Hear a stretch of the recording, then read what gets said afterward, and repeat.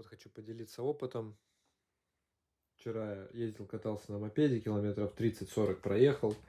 И двигатель ни с того ни с сего прям газу даешь, он прям орет, стрекочет. Я думал, блин, то ли глушитель пробился, то ли что. Вот сейчас видео для примера вставлю сюда.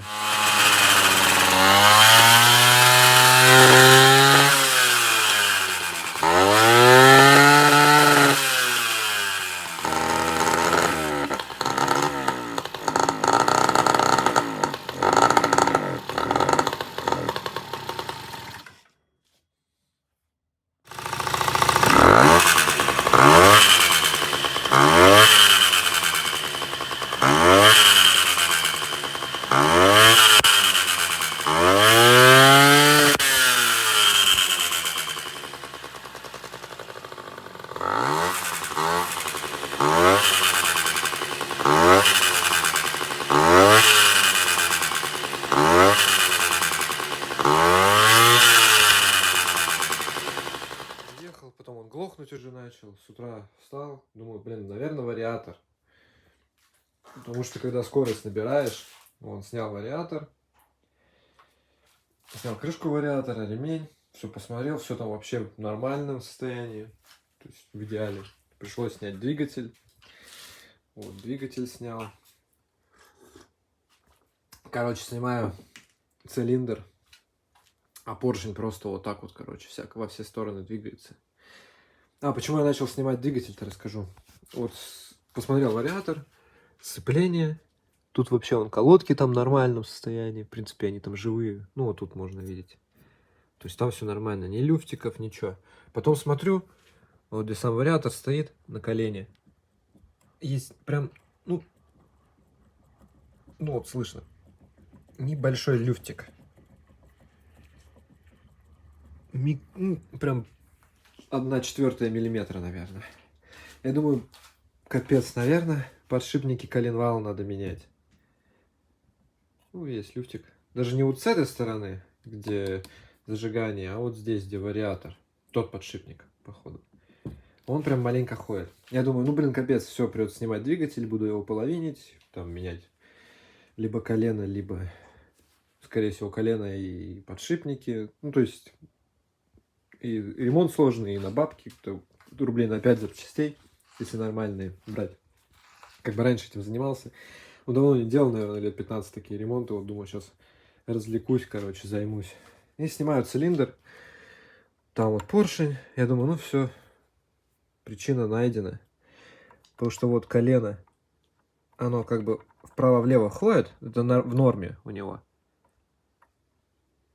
А вверх-вниз оно вообще не ходит. Никакого люфта нету.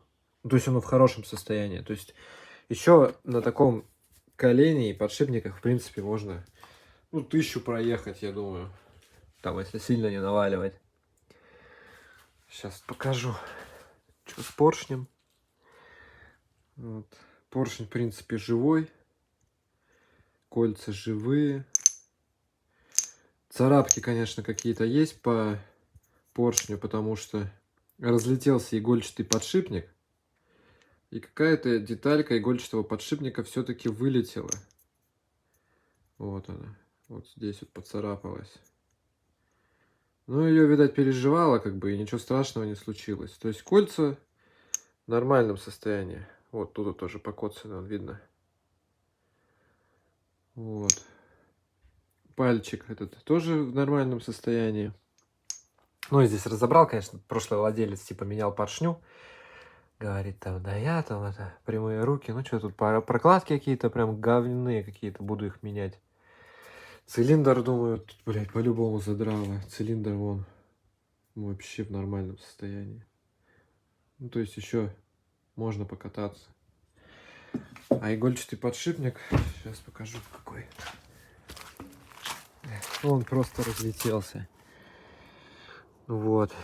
Я посчитал, сколько здесь должно быть подшипников. То есть 1, 2, 3, 4, 5, 6, 7, 8, 9. 9 штук. И из самих вот подшипников вот этих. 1, 2, 3, 4, 5, 6, 7, 8, 9. То есть никакой подшипник туда в картер не упал. Но я в любом случае проверю картер, залью туда бензина с маслом, все это промою.